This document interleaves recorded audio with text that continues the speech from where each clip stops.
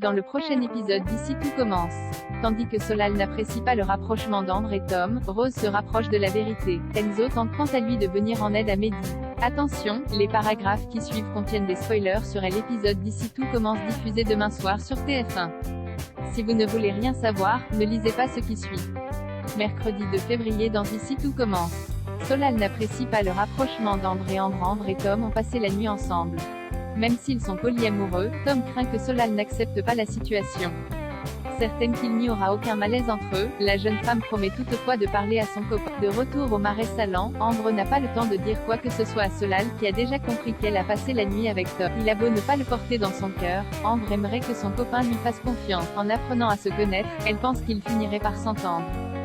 Seulement, Solal ne l'apprécie pas et n'a aucune envie de se forcer. Dans la mesure où elle est persuadée d'avoir quelque chose à vivre avec lui, Solal accepte cependant de faire des efforts.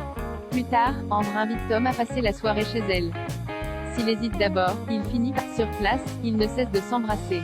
Lorsque Solal débarque dans la cuisine, la tension est palpable entre les deux jeunes hommes qui ne cessent de s'envoyer des pics. Ne supportant plus l'attitude de Solal à l'égard de Tom, Ambre le prend à part pour lui dire qu'il lui fait honte. Solal, qui est agacée, rétorque alors qu'elle peut continuer à se taper Tom si ça lui chante mais qu'elle ne pourra jamais le forcer à l'apprécier.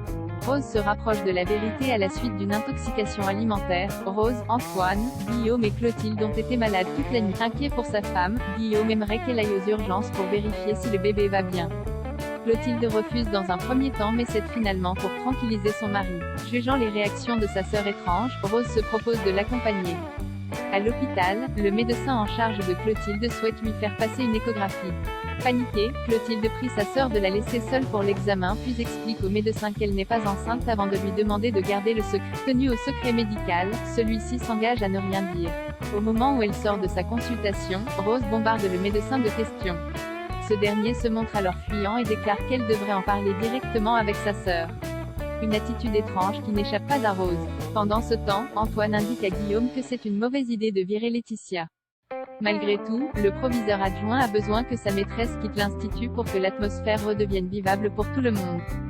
C'est d'ailleurs la raison pour laquelle il lui a trouvé un poste d'assistante dans l'exploitation viticole d'un ami. En parallèle, Rose fait part de ses doutes à Antoine. Pour Rose, sa sœur lui cache quelque chose et elle doute qu'elle soit véritablement enceinte.